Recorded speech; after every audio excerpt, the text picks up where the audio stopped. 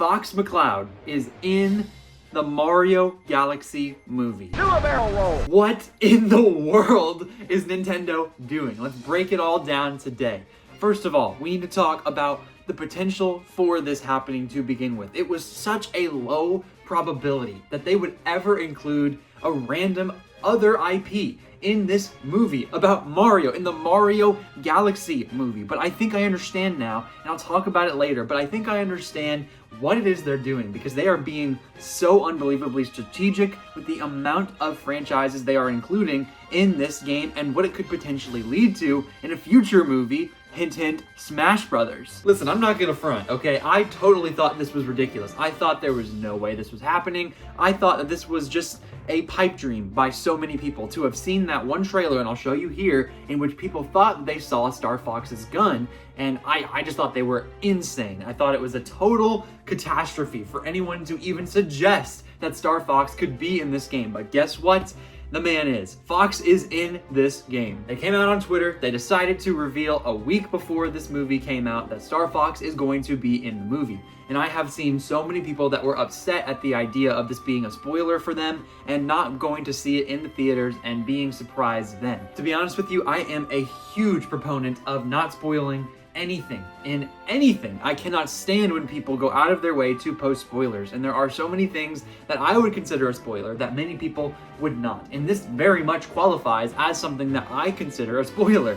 Something like Star Fox being in this freaking movie, like Fox McCloud on the big screen. That would have been an insane reveal if we could have noticed that on our own accord. But the problem with that is there were already leaks circulating the internet. There was a Poland cast leak showing that Star Fox was going to be in the movie. So some people had already speculated that this was going to be the case, and it was of course true. We found out today it was true. But the problem is there are still people that were saying, oh, well, maybe I wouldn't have seen the leaks. Maybe they could have avoided all of this and none of us had to have known. None of us had to have been spoiled if we just would have waited 7 days, right? And that's just not how it works in my opinion. I really believe that if we had waited, if they decided not to reveal him in this movie, that eventually someone would have leaked it. You're telling me in the modern day in which people have phones and computers in their pockets that absolutely no one was going to record it and have it leaked onto the internet and all these huge accounts were going to repost it to where you would have seen it anyways? No. I don't think that this was a smart move for Nintendo to decide in the back of their head and say, you know what? We could wait for someone else to leak it for us and make it to where pretty much everyone knows already, or we could just reveal it on our own accord. Now sure, I don't think that this is a smart mindset to take across the gaming landscape, and of course this is for movies, and I think movies are different in terms of their standards for spoilers than games are. In my opinion, I think if they have something that cool in a game, like sure, you might want to reveal it to help boost that PR because, oh, this boosts the PR for so many Nintendo fans to see this movie day one. But I'm telling you with these games, it's a little bit different. Like Sakurai, for example, back in Smash Brothers Brawl, he had all of those crazy crossovers in that amazing Subspace Emissary mode, and you could just go through and see all these cutscenes, and you had no idea that like Sonic was gonna be in the game until the last second of one of those big cutscenes, and that was such a cool way for them to reveal those characters. But Sakurai later on decided, no, I don't want to do this anymore. I don't want to put in all the work on a big single player mode and have this carefully crafted story just for it to get leaked online, which it did. So moving forward in Smash Wii U and Smash Ultimate, he decided that no, I'm just going to reveal every single character before release, so that way everyone knows what they're getting into and everyone can come to the table understanding this is the content in this game. Now sure, that does take away any possibility of spoilers, but at the same time, it takes away any potential surprise. I mean, can you imagine if we had gotten the game and all of a sudden, like, Joker is revealed to be a character? That would have been absolutely insane. Things that I would genuinely consider a big spoiler are also things that most companies would consider a huge selling point, and this is a huge selling point. Fox being in this movie, oh my gosh, that appeals to every hardcore Nintendo fan. So we talked a little bit about initial reactions, what this means about the spoilers and how people were upset. I truly do think that was the move for them to make because it would have leaked and it would have been all over the internet as if Nintendo themselves had announced it. So they just decided, let us take control. Let us be the source that you hear this from. So that way, people are going to be annoyed, and they are annoyed either way, but I'm telling you, you would have been a lot more annoyed if you had seen it from a random account in a theater, someone sitting there and it's a blurry image, and you would have been so upset at that. That kind of spoiler makes me so much more angry than it would from the actual official source. At least I'm coming from the source itself. But now let's talk a little bit more about the movie philosophy and the crossovers that we have seen already in this Mario Galaxy movie, and potentially what we can expect moving forward. So the Mario Galaxy movie is unsurprisingly representing Mario Galaxy and Mario Galaxy 2. Last year we got a Galaxy 1+2 re-release on the Nintendo Switch. It was the first port of Galaxy 2 that we have seen since the Wii days, so it's literally the first time that game has been re-released. And of course Galaxy had been re-released another couple times, I believe, but both those games were on the Switch, and they decided to hype up this game and this movie together. And we are going to see a lot of Galaxy representation in this movie. With no doubt in my mind, there is going to be a lot of really cool Galaxy stuff. But what we have also seen that I was a little bit confused at first, and I didn't really like at first, was a lot of representation from other games. Specifically, Mario Odyssey and Mario Bros. 2. With the Mario Bros. 2 stuff, we got to see Wart, which is just like, what? The vast majority of Nintendo fans probably don't even know who Wart is, much less any random mom and son going to the theaters. But Wart is now going to be a part of what I assume will be another billion-dollar movie, and everyone's gonna know who Wart is.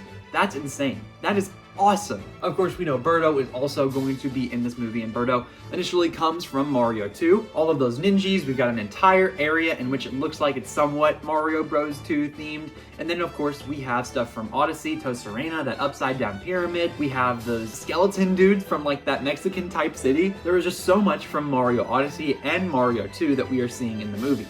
And I was upset at that, because what if I wanted to see a Mario Odyssey movie in which it was themed around going to all of these different locations and then all these different enemies and the capture mechanic and all of this other stuff? Well, I think what I didn't realize was that Nintendo can't make a movie about every single game. Like, they're not gonna make a Mario Sunshine movie, for example. Sunshine was not a well-received game, and it wasn't a popular game either. Sure, there's absolutely a cult following. I think it's a great game. I think it's a fine game. It's just not comparable, in my opinion, to the other 3D entries, and most people would agree with me on that. But here we see Piantas in this movie, and Piantas making a comeback in general. And I'm not sure if you've noticed here throughout this video, but I have 3 very strategic amiibo right here. Number 1, we have Fox McCloud right here for you. Fox is in this movie, and of course, I have him as his Smash Brothers amiibo. But it's the other 2 that you might be wondering why I have them over here. Well, this next one is a little bit less obvious. We have Olimar, and Olimar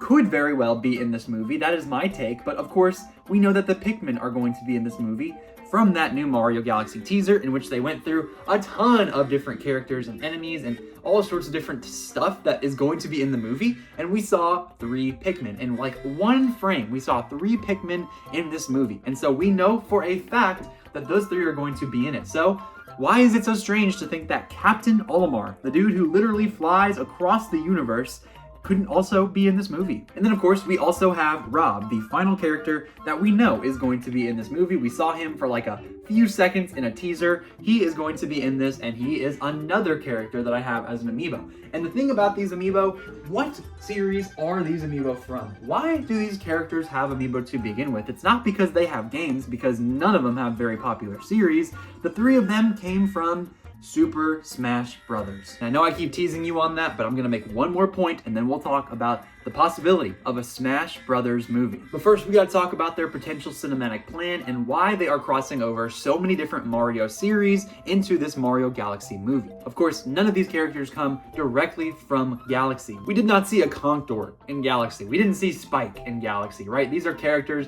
that come from the Mario universe, but don't necessarily come from those games.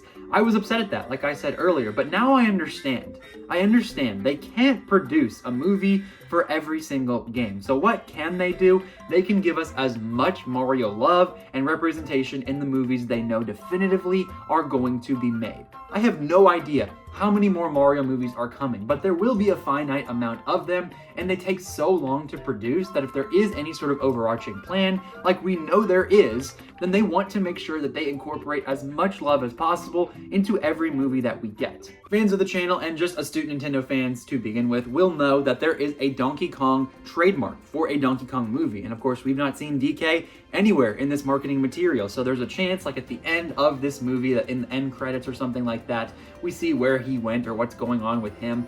But I would bet anything that we will see a trailer for Donkey Kong and his movie by the end of this fiscal year. And then of course, 1 year from today, as of the time of this recording, 365 days away, March 26th, 2027, the live-action Legend of Zelda movie will be coming out. And we know from Nintendo Pictures and what they did recently with their close-to-use shorts from Pikmin, like that is something that I anticipate seeing more of, maybe not necessarily shorts, but potentially a real show from Nintendo Pictures. So what are they doing here? They are working on their own Nintendo Cinematic Universe. This is something that they have been wanting to do for literally years at this point. I remember like a decade ago that it was a big thing coming out, like, oh, a potential Mario movie is on the way. And it was such a smart idea for them to want to expand into other types of media, into other forms of consumerism for us. Because if something happens, and God forbid another Wii U comes out, they will have something else to rely on. They'll have that billion-dollar Mario movie to rely on until they can get the games back up to the standard it needs to be, until they can take whatever breath they need to get back. That's why they've had so many theme parks, merchandise, so many other pushes of media outside of just games. And of course, it all comes from the games to begin with. I'm not saying Nintendo should focus on stuff outside of games. They know that the games is what pushes all of this to begin with.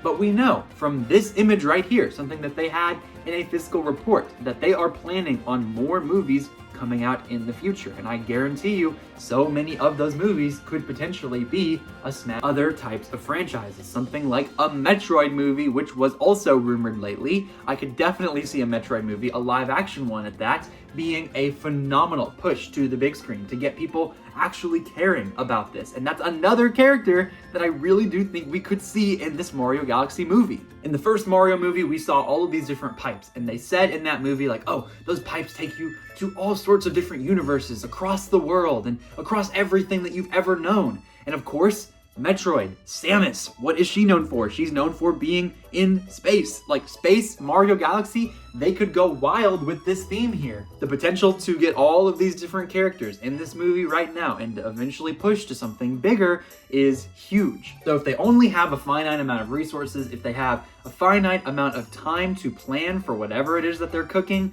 Mario is not going to get a movie every single year. It's not going to be based on every single 3D Mario in every single game that we've ever gotten. Some people were upset that they went from Mario Bros. Straight to Galaxy rather than any of the games in between. But now I understand. Now we understand. They did that strategically and they are moving carefully. This is so thought out. This is not something that they were like, you know what? We should just have Mario be on the big screen and get that Chris Pratt guy and then Jack Black, yeah, he'll be a good Bowser. No, this was strategic. So finally, we know that they have a plan. What is that plan leading towards? Is it Super Smash Bros? Will we be getting a movie in which we see all of these characters come together at some point down the line? I still doubt it. I still doubt it. And that is something that I don't think I see a lot of online. I think most people agree. Smash is inevitable. It is coming. It is going to be a big movie.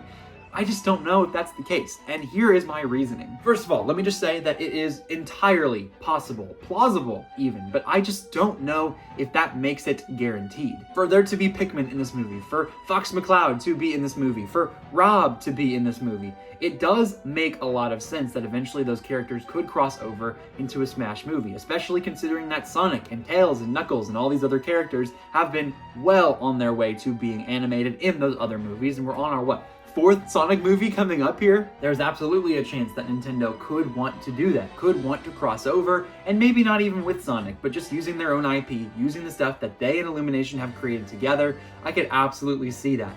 One of the big problems I have with that right now is in fact that Zelda live action movie. And of course the potential for something like a live action Metroid movie, which was rumored. I just don't think they would want to push those live action versions of those characters, then turn around and then do something animated with them instead. Like, sure, they absolutely could do that and it would be great nonetheless, I think, but I really feel that they want to push a specific type of character and have that be what's in everyone's mind. I don't think they want to give us a live action Bo Braggerson Zelda and then turn around and give us an animated Zelda voiced by someone completely differently. No, I think that they just wouldn't want to do that. And I also think that it would take a lot of effort for something that I'm not so sure would even be all that cool. Because yes, The Avengers is a great example as to why all these different characters can come together and all of these different movies that they created are in one, and all these characters that were the stars of their own are all of a sudden together. That is a cool concept for them, because those characters all have their own individual storylines and comic books that reference exactly what they do together. In Smash Brothers, there isn't really any lore. The Smash Brothers lore is that the very first game was essentially a kid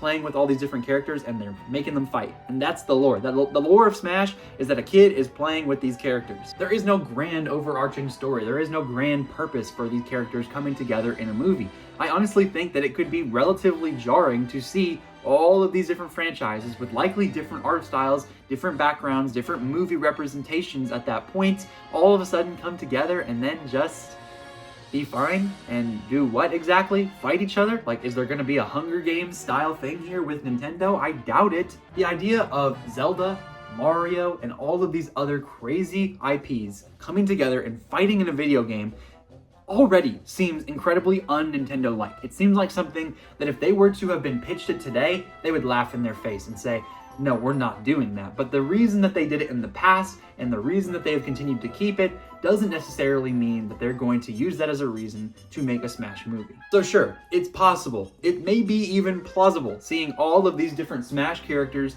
come to fruition in this Galaxy movie. And maybe moving forward, there will be more pieces of data, more anything that will make me change my mind.